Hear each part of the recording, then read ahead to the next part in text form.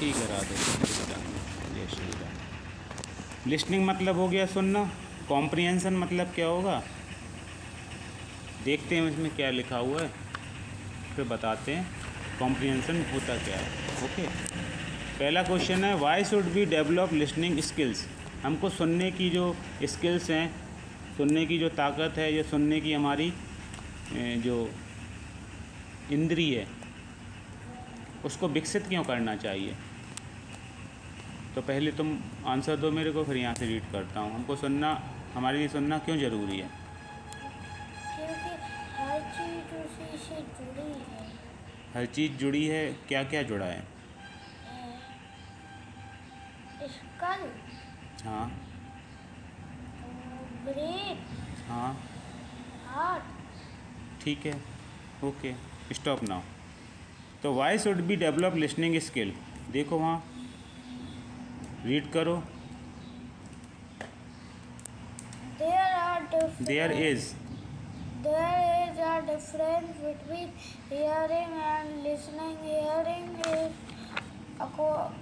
accordingly accidental, accidental, whereas listening requires focus and concentration. क्या है concentration. हाँ You must have heard of myth and full coolies most folk loads, folklores FOL के folk LORES loads, folk rose loads. folklores. Most of these are oral tests, which mean that they were passed down from one generation generation to another through narrated narrated stories. Do you think these stories would have would survived? पढ़ेंगे। Would have survived if people had not listened to them carefully. Better listening skills help you to memorize lessons faster when they are spoken in class। spoken in class. They also help you become better writers and boost your public speaking skills. ठीक है, तो लिखा हुआ है there is a difference between hearing and listening. तो जो हम hearing मतलब सुनते हैं और लिसनिंग मतलब सुनते, इन दोनों की हिंदी अर्थ तो एक ही रहेगा। हेयरिंग मतलब भी सुनना रहेगा और लिसनिंग मतलब भी सुनना रहेगा, लेकिन इंग्लिश में ये दो अलग अलग शब्द हैं, हियरिंग और लिसनिंग। किताब कह रही है hearing is accidental whereas listening require focus and concentration. Hearing होती है एक्सीडेंटल, मतलब हम कहीं से निकल रहे हैं, किसी ने कहा अरे आदर्श सुनो कल स्कूल की छुट्टी है, तो ये एक हियरिंग हो गई। तुम अपने काम से जा रहे थे, किसी दूसरे ने तुम्हारे कान में क्या किया, फूंक दिया। क्या किया, फूंक दिया। दूसरा होता है listening. Listening requires focus and concentration. अब जब तुम स्कूल में जाओगे, स्कूल में सीट पे बैठोगे, तो वहाँ तुम्हारा काम करेगी क्या, लिसनिंग करेगी। वहाँ जब तुम बैठोगे तो जो कुछ भी टीचर कहेगा उसको तुम फोकस करके ध्यानपूर्वक पाओगे उसे। ठीक है, पालो उसे। आगे क्या, you must have heard of myth and folklores. यहाँ तुमने या हमने दोनों ने सुना है क्या, मिथ और फॉल्कलोर्स। मतलब एक तो मिथ होती हैं, मतलब कहीं सुनी बातें, सच होती भी हैं नहीं भी होती हैं। दूसरी होती हैं फॉल्कलोर्स, मतलब फॉल्क होती हैं हमारी लोक कथाएँ। हम कहाँ के रहने वाले हैं, बुंदेलखंड के। तो बुंदेलखंड में जो बुंदेलखंडी प्रथा थी, हमारी सभ्यता थी, उसकी लोक कथाएँ थी। क्लियर। तो वो तुम लोक कथाएँ अपनी चैनल के माध्यम से देख सकते हो, क्योंकि लोक कथाओं के बारे में ज़्यादा किताबों में नहीं देते हैं। इनकी अलग किताबें होती हैं, पात्र होती हैं। जैसे हम राम राजा की बात करें, यहाँ है राम राजा जी, राम राजा सरकार है ना उधर, तो वहाँ के दो हैं आला और ऊदल। कौन है? आला ऊदल बड़े लड़ैया। तो आला ऊदल दो थे, ये बहुत बड़े लड़ाके थे बुंदेलखंड के, और कोई भी राजा आ जाता था तो ये दोनों के केवल दो मिलके पूरी की पूरी सेना ख़त्म कर देते थे। दो मिलकर? हाँ, दोनों भाई मिलके। कौन? आला और ऊदल। एक का नाम था आला, एक का नाम था ऊदल। ठीक है, तो इसलिए कहते हैं क्या, आला ऊदल बड़े लड़ैया। क्या कहते हैं? आला ऊदल बड़े लड़ैया। इतने बड़े लड़ाके थे ये कि पूरी सेना को दो अकेले मिलके मारते थे, पूरी सेना का नाश कर देते, ख़त्म कर देते। राजा बड़े ही परेशान थे कि हम अपनी सेना को बचाएं कैसे, और यहाँ का राजा बड़ा खुश था कि हमको किसी सिपाही को, किसी सैनिक को आगे नहीं बढ़ाना पड़ता। यही दोनों मिलके क्या कर देते थे, सबका सफाया कर देते थे। तो इनको तुम आला उदल को वहाँ देखोगे, हरदौल बाबा के पास। राम राजा गए थे तुम, 2-3 बार जा चुके, तो वहाँ हरदौल बाबा के पास गए थे। हरदौल बाबा? हाँ, जहाँ पे दुकानें लगी रहती। हाँ, कई अंगूठी मिलती हैं पहनने के, वो मतलब कई चीज़ें मिलती हैं। ठीक है, अगली बार अगर जा गए हो तो अच्छी बात है, और नहीं गए हो तो हरदौल बाबा के पास जाओगे तो वहीं पे आला उदल के दो बड़े बड़े वो बने हैं पिलर, उनको भी देख लेना। ठीक है, रहते नहीं है वो तो उनका वो हो गया, पहले राजा महाराजाओं की बात बता रहे हैं। तो हम नहीं रहते हो। नहीं, अब हम बुंदेलखंड तो अब नाम ही रह गया बस। ठीक है, आगे क्या हुआ, किताब पर आ जाओ। हमने लिसनिंग कर ली क्लास में, जो कुछ भी हम बैठ के सुन रहे हैं उसे बड़े ध्यानपूर्वक और फोकस के साथ सुनना है। इसे क्या कहते हैं, listening. Okay, you must have heard of myth and folklore. तो हमने लोक कथाओं के बारे में और कहीं सुनी बातों को सुना है। Most of these are oral text. इसमें से कई बातें तो केवल मौखिक होती हैं। कैसी होती हैं? मौखिक। वो लिखित तो उसका प्रमाण नहीं मिलेगा, वो किसी किताब में, किसी कॉपी में, कहीं दीवार पे, कहीं ज़मीन पे, कहीं आसमान में तुमको लिखी नहीं मिलेगी। वो बस क्या है, ओरल टेक्स्ट है। हमने तुमसे कहा, तुमने किसी और से कहा, इतने वो बात ख़त्म हो गई। बस वो एक से दूसरे तक पहुंचती रहती है। Which means that they were passed down from one generation to another through narrator stories. अब तुम्हारे दादाजी ने या तुम्हारी दादी जी ने कोई कहानी सुनाई, ठीक है, कहीं पिताजी या माता जी को, उन्होंने वो सुना कहानी तुमको सुना दी, तो वो कहानी कहीं लिखी तो नहीं थी, या हाँ लिखी भी हो सकती, उन्होंने भी कहीं ना कहीं पढ़ी होगी, या उनके गुरु आते होंगे, उनके गुरु ने पढ़ाई होगी, उनके अध्यापक आते होंगे, उन्होंने बताई होगी, या उनके माता पिता ने बताई होगी। तो इसमें जो किताब में बता रहे हैं कि कई ऐसी कहानी है जो हमारी जेनरेशन से चलती हैं। ठीक है, मतलब एक पीढ़ी से दूसरी पीढ़ी तक पहुंचती हैं, उनको वो लिखी नहीं होती हैं, लिखी भी हो सकती हैं और नहीं भी हो सकती हैं। लेकिन कथा जैसे हम जानते हैं, भगवत कथा है या रामायण कथा है, तो ये इनकी तो किताबें हैं मोटी मोटी, है ना। तो इसको तो बाकायदा व्यासपीठ पर किताब रख के उसको खोल के तो उसको वाँचते हैं, नहीं वाँचते हैं। ठीक है, तो इसी प्रकार वो ये तो हमारे दादाजी ने भी सुनी है, पूर्वजों ने भी सुनी है, रामायण महाभारत ये सब, है ना।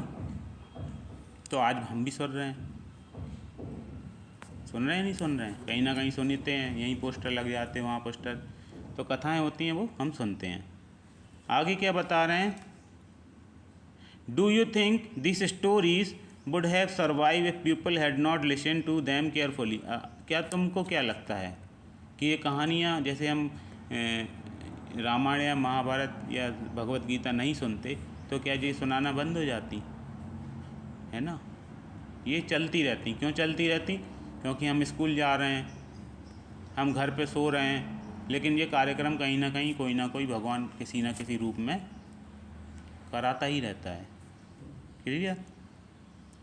इसके बाद है better listening skills help you to memorise lessons faster when they are being spoking in class. तो जब क्लास के अंदर कोई लेसन को बार बार दोहराया जाता है तो वो तुम्हारे दिमाग में अच्छे से बैठ जाता है, उसे तुम्हें बार बार दोहराने की ज़रूरत नहीं पड़ती है। दे also help you become better writers and boost your public speaking skills. तो जब तुम कोई भी भाषा सुनोगे, जब तुम उस भाषा को सुनोगे तब उसके शब्दों को तुम सीखोगे। पंजाबी सुनोगे तो पंजाबी शब्द तुम्हारे अंदर आएंगे, वो तुम बोलोगे, है ना। इंग्लिश पढ़ोगे तो इंग्लिश शब्द तुम्हारे अंदर आएंगे, इंग्लिश बोलने की कोशिश करोगे। हिंदी सुनते हो, हिंदी तो बोलते हो फटाफट, है ना। ऐसी कई भाषाएं हैं जिनको हम सुन लेते हैं तो वो हम बोलने की कोशिश करते हैं, लेकिन हमको समझ में सभी भाषाओं के अर्थ नहीं आते। हमको चाइनीज़ नहीं आती है, हमको इंग्लिश भी जो है, इंग्लिश कई प्रकार की होती है। इटालियन अलग होती है, कैनेडियन अलग होती है, अमेरिकन अलग होती है, ब्रिटिश अलग होती है। तो English having means number of variation. English में क्या है, अलग अलग अंग है। Okay others. तो they also help you become better writers and boost your public speaking skills. तो जब तुम सुनोगे तब तुम उनको बोलने की क्षमता पाओगे। पाओगे नहीं पाओगे आदर्श? सुनोगे तब उनको बोलोगे ना, उनको बोलोगे, फिर क्या होगा, यू बिकम बेटर राइटर्स, या उसको लिखोगे। कुछ चीज़ें तुम लिख लेते हो, कुछ चीज़ बोलते हो। And boost your public speaking skills. और जब क्लास के अंदर तुमसे कुछ पूछा जाएगा तो तुम उसी के आधार पर बताओगे कि लेसन तुमको याद है, या कोई कहानी, या तुम्हारा कोई एक्सपीरियंस। तो वो या तो तुम क्लास में पूछा जाएगा, या वो मम्मी पूछ सकती हैं, या पापा पूछ सकते हैं, या हम पूछ सकते हैं तुमसे, या कोई भी। तो अगर तुमको आता होगा, तुम्हारे ज्ञान में होगा, तो उसको तुम क्या कर दोगे, उसका बखान कर दोगे, बता दोगे। इसके बाद है tips of become a better listener. अब इसमें कुछ टिप्स दिए हैं कि अच्छा सुनने वाला हमको कैसे बनना चाहिए। ठीक है, तो ये 4 बिंदु दिए हैं। How many points are there? 4. So read them one by one. I will tell you the Go through the question first to get an idea of what you are required to tackle in the exercise. Listening carefully to your teacher as she reads out the text in nursery. Ask them. Necessary, nursery नहीं है, necessary है। Necessary. Ask them to repeat. Look into the question as your teacher is reading the text and solve them. Revise your answers carefully to check if they are correct. Correct. तो first point में क्या बता रहे हैं? First point में बता रहे हैं कि किताब कह रही है go through the questions first to get an idea of what you are required to tackle in the exercise. तो सबसे पहले हम क्वेश्चन रीड करेंगे या किसी से क्वेश्चन सुनेंगे? पढ़ेंगे या क्वेश्चन सुनेंगे? तो हम क्या करेंगे, उससे आइडिया जनरेट करेंगे, उसका आंसर क्या हो सकता है, यही करेंगे। हो गया, ठीक है सर, राधे आगे बढ़ाओ इसको। Idea to what you are required to tackle in the exercise. और फिर जब तुम उसमें आइडिया लगाओगे तो तुम्हारे अंदर प्रॉब्लम आएंगी, क्योंकि वो आइडिया आगे नहीं जाने देगा तुमको। तो तुम फिर तो उसमें अपनी क्या लगाओगे, तर्क, क्रिटिकल थिंकिंग लगाओगे। तो क्रिटिकल थिंकिंग तुमको दोबारा आंसर देगी। ठीक है, तो इस तरह से तुम उसका आंसर, क्वेश्चन का पूरा आंसर फाइंड कर पाओगे। सेकंड पॉइंट है listen carefully to your teachers as he reads out the text, if necessary ask them to repeat.